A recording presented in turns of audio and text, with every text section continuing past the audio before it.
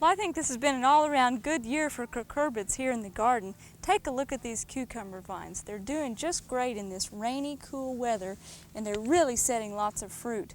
Now, when you're picking cucumbers, make sure you don't let them get to this stage because the seeds will be too large and they really will be rather pithy and strong tasting. These right here are just about right. Now, I've cut across this one ahead of time and you can see that hardly any seeds have formed. And it's very mild tasting, very, very tender. So make sure you stay ahead of your cucumber harvest as you're picking them. Now, be on the lookout for cucumber beetles.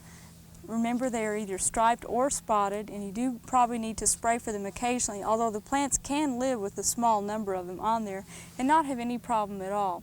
Another thing to keep in mind is be careful when you're handling or moving among the cucumber vines that you don't break them.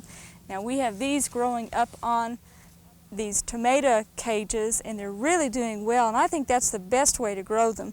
The ones that are growing out flat like this, it's a little hard to spot the cucumbers in there, and you can see the difference in the ones that were growing nice and straight on the trellis versus ones, here's one that was laying on the ground.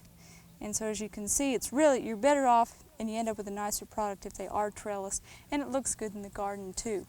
So if you want to plant cucumbers, you probably still have time to harvest a few for fall. If you want to put some in, you may need to give them some frost protection come mid-October, but I think we're into a really good season for growing them this year.